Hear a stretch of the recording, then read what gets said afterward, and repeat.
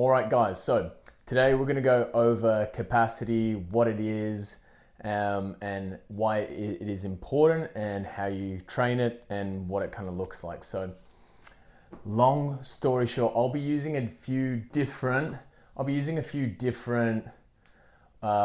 words, synonyms for what I think capacity is and what that looks like in different areas. But capacity to me is like a fuel tank. Let's take ankles for example. The bigger your fuel tank, the bigger your capacity, the more it can kind of endure, right? If you've got a small tank, then you can only endure so much or tolerate so much. And that's another key word we've got here. Threshold, how big's your threshold? How big's your fuel tank? Again, how much can you cope with? How much stress can you cope with until you start getting slower, fatigue, and increase your risk of injury? And I touched on tolerance. So we'll go knee tolerance just for this example.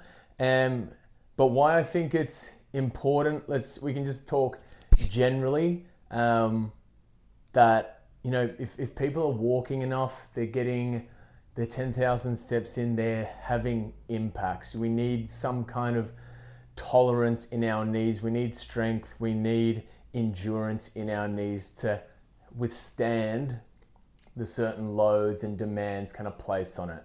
Again, if your demand is small, then your fuel tank capacity threshold is going to be small.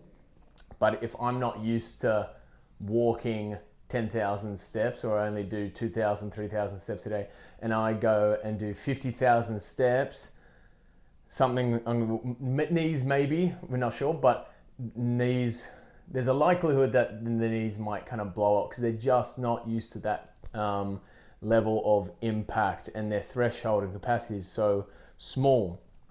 But it can kind of look like this, and I've spoken about this before, kind of rocks or boulders versus pebbles. So if this is kind of your starting position through here and there's like no load, you've just kind of woken up or you feel completely fresh, you're at a 100% battery.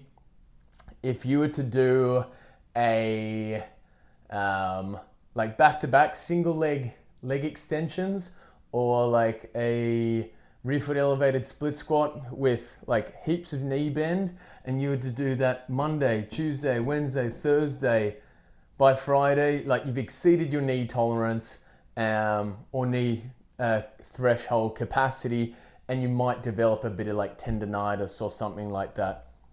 Whereas here, again, pretend these ones are like super heavy, and that might look like 6 sets of 4 or something like that, and just with a barbell on your back, for example, going 10 RPE.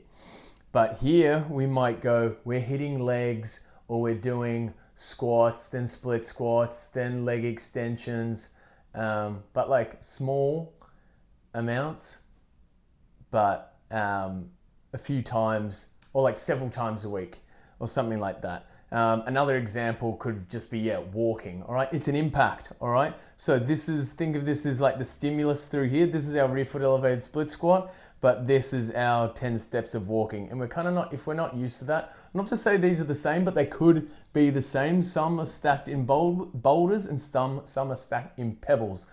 Actually, that's a bad example. Let's go, forget all those exercises. Think about just walking, all right? Very low impact, but an impact nonetheless, all right? I used my little watch the other day, and it said that I stepped 90 steps every minute. And if we go for I'm not gonna do the math, but if we go for an hour walk or something like that with stacked pebbles, all right? And it might be little impacts, little impacts, little impacts, little impacts. And over time, you're putting yourself through the exact same amount of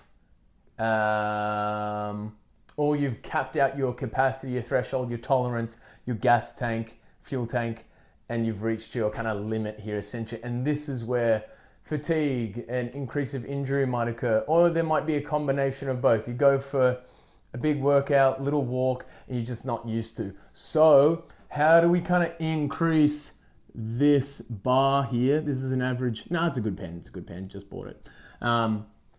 What can we do to kind of increase this and bring this up towards here so we can add more boulders or more pebbles, etc., etc.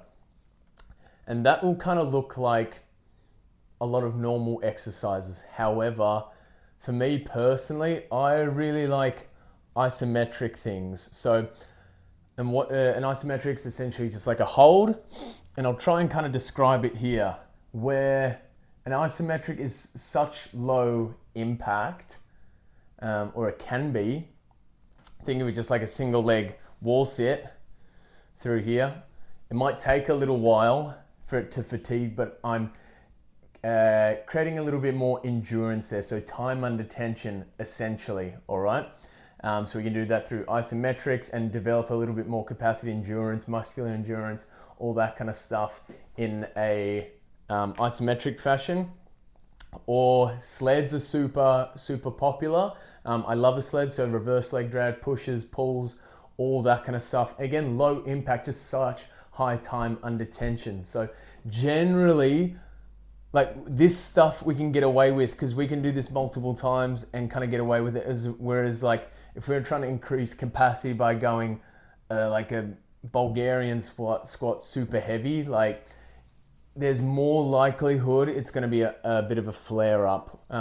Whereas, you know, your tolerance will be a little bit lower, but not saying that it still can't get there. It's just going to take a hell of a lot longer. Maybe this diagram's pretty average, but again, if it's a combination, who knows how it could happen. And again, I won't go into it, but then there could be so many external factors as well. Like what's happening in your life could turn a rear foot, like a simple leg extension. And for some people, it might be a rock. And then because you're so stressed, that just turns it into a boulder. And that's what ticks you over the edge. Not necessarily the leg extension, but what's happening in your life as well. So just your ability to tolerate load, essentially. But I also like, we spoke about sleds.